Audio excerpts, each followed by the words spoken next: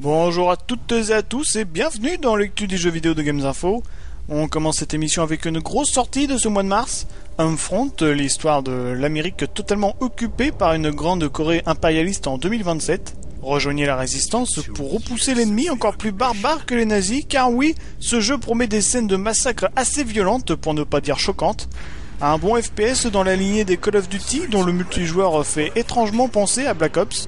Les parties en ligne accueilleront jusqu'à 32 joueurs sur les cartes les plus grandes que celles du titre d'Activision, et l'emploi de véhicules, voire la progression liée au changement de place des objectifs pour capturer sur le champ de bataille, lui confère même un petit côté Battlefield. Voilà ce qu'on pouvait dire de ce nouveau FPS façon THQ. Homefront sort le 15 mars sur 360 et PS3.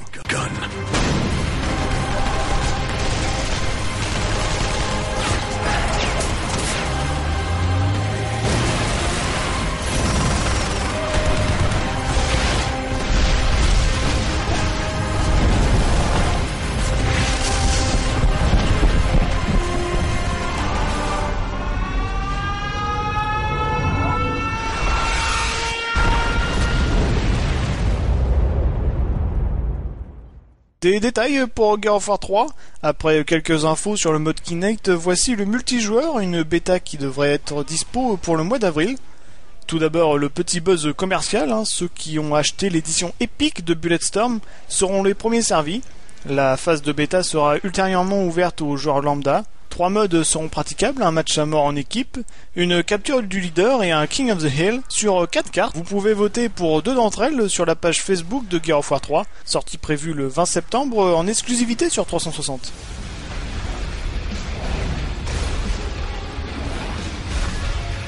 Petite rectification pour Bulletstorm. Lors de ma dernière émission évoquant la sortie du jeu vidéo d'Epic Games, je vous parlais de 43 façons de tuer votre adversaire, mais c'est bien 135 possibilités qui s'offrent à vous, du Firefox au Luther Bomb en passant par le Voodoo ou le Breakdance.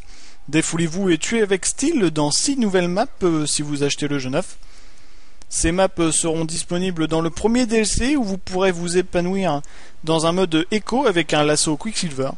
Voilà ce qu'on pouvait redire sur Bulletstorm, sorti en France depuis le 24 février sur 360 et PS3. Dead Island de retour en 2011. Ce FPS annoncé en 2005 était finalement mis sur la touche, avant de revenir cette année plus fort que jamais avec ce trailer émouvant d'une famille encerclée par des zombies. Trailer victime de son succès puisqu'il a été visionné par 2,7 millions de personnes sur YouTube. Vous m'en direz des nouvelles, pas de date précise pour Dead Island si ce n'est pour 2011, prévu sur 360 et PS3.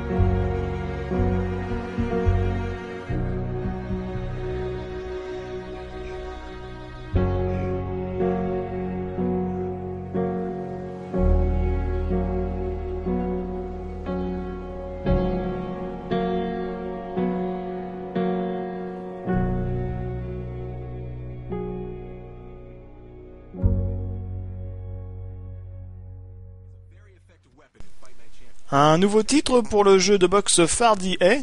Fight Night s'attaque aux champions qui sommeillent en chacun de nous, puisque un mode de champion lui est entièrement consacré et scénarisé. Vous pouvez aussi faire des combats libres en local ou en multi-online. Enfin, un mode carrière sera à votre disposition pour créer le boxeur dont vous rêvez d'être. Faites-le évoluer, améliorez vos coups, vos esquives et votre vivacité ainsi que l'endurance sur 20 niveaux. Fight Night Champion est disponible depuis le 3 mars sur 360 et PS3. Happy birthday to you, happy birthday to you. Et oui, on fête encore un anniversaire sur Games Info et cette fois-ci c'est pour Pokémon qui souffle ses 15 bougies déjà. C'était le 27 février 1996 que sortait au Japon Pokémon version rouge, bleue et verte. 3 ans plus tard, Dragofeu, Tortank, Pikachu et les 148 autres premiers Pokémon de l'histoire conquièrent le monde. La France n'y échappera pas. Ceux qui ont entre 20 et 25 ans aujourd'hui s'en souviennent encore et animaient les cours d'école. Leur slogan « Attrapez-les tous » et on ne peut plus explicite puisque le but du jeu est encore à ce jour de capturer tous les Pokémon, nous-mêmes ou de les échanger avec des amis. Grappiller les échelons, gagner des badges de champion pour affronter au final le champion ultime. Aujourd'hui, la saga s'est écoulée à plus de 200 millions d'exemplaires, un véritable raz-de-marée encore d'actualité aujourd'hui avec les sorties des versions blanches et noires. Depuis le 4 mars dernier, 156 créatures à capturer, des matchs à 3 Pokémon contre 3, jouables jusqu'à 5 joueurs online, on est bien loin des premières versions en noir et blanc. Et justement, ce sont les versions noires et blanches qui sortent en France, disponibles depuis le 4 mars sur Nintendo DS uniquement. Devil May Cry en film. Après la saga Resident Evil, Screen Gems s'attaque à l'autre grosse licence de Capcom pour une nouvelle franchise cinématographique. Et c'est le scénariste Kai Ward, qui a notamment bossé sur l'adaptation de Ken & Lynch, qui sera chargé d'écrire un premier jet traitant de l'histoire de Dante, voué à tuer des démons pour venger la mort de sa mère. Reste à connaître les noms des acteurs et réalisateurs et à voir le résultat. Espérons que Devil May Cry connaisse les mêmes bénéfices que Resident Evil, 580 millions de dollars de recettes, mais aussi un peu plus de crédibilité. Comment ne pas parler dans cette émission de la révolution de l'année? Oui, on a la 3D au cinéma, sur notre télé, et bien maintenant on a les consoles de jeux portables. Je veux bien sûr parler de la sortie le 25 mars de la 3DS. Pas la DS3, la Nintendo 3DS. Nintendo qui arrive toujours à nous surprendre par leur nouvelle technologie et être à chaque fois en avance sur ses concurrents, qui un jour ou l'autre arrivera à les copier. Alors que la NGP vient seulement de passer à l'écran tactile, la console portable de Nintendo est déjà passée à la 3DS, oui, d'où son nom. 8 jeux vous seront disponibles dès sa sortie: Nintendogs and Cat, Winning Eleven Soccer 3D, Super Street Fighter 4 3D Edition, Samurai Warrior Chronicle, Ridge Racer 3D, Battle of the Giant Dinosaur 3D, et le Professeur Layton et le Masque du Miracle. En attendant les sorties attendues comme Mario Kart ou Zelda, les jeux varient entre 44 et 56 euros, la console elle coûte 249 euros. Sa grande sœur, la DS, est vendue depuis sa sortie en novembre 2004 jusqu'à fin décembre 2010 à hauteur de 145 millions d'unités, toutes éditions confondues. La 3DS va-t-elle battre ce record? Pour ça, foncez dès le 25 mars dans votre boutique préférée, achetez la révolution visuelle de l'année, la 3DS.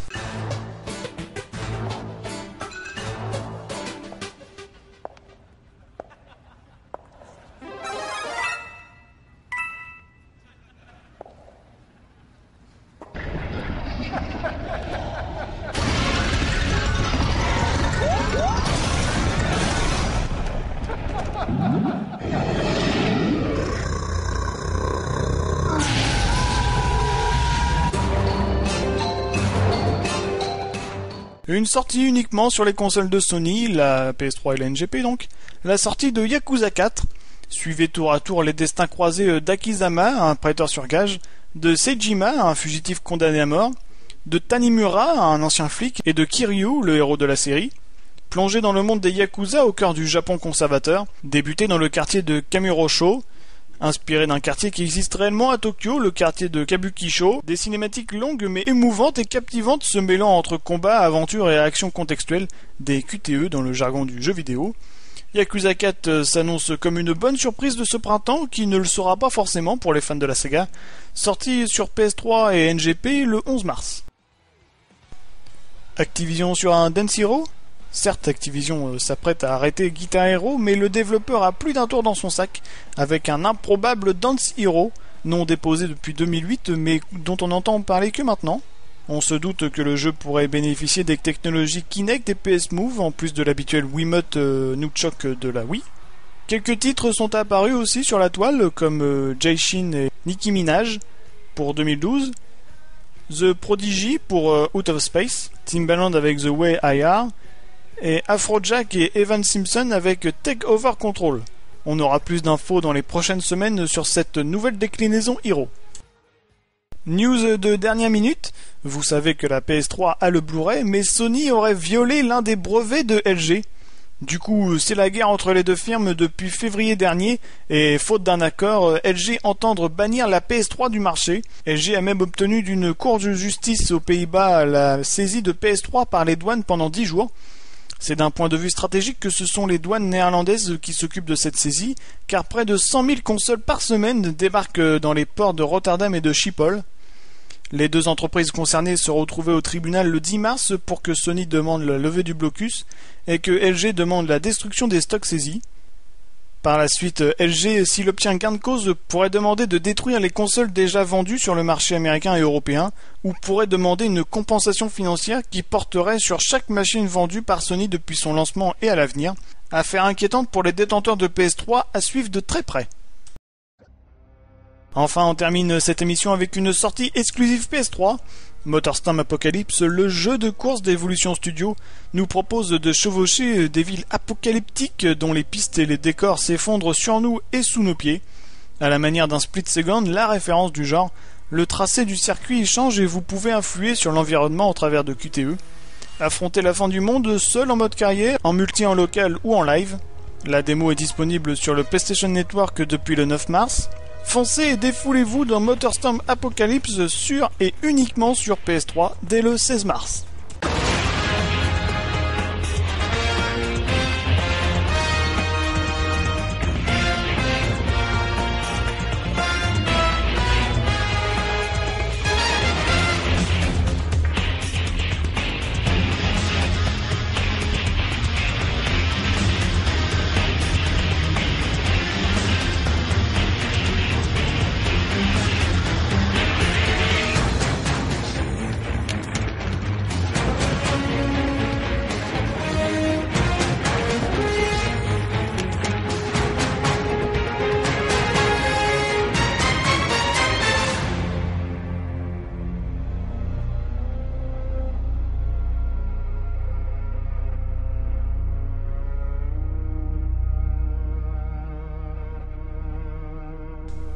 Voilà, cette émission touche à sa fin. Merci de l'avoir suivi. C'est tout pour le moment et c'est déjà pas mal.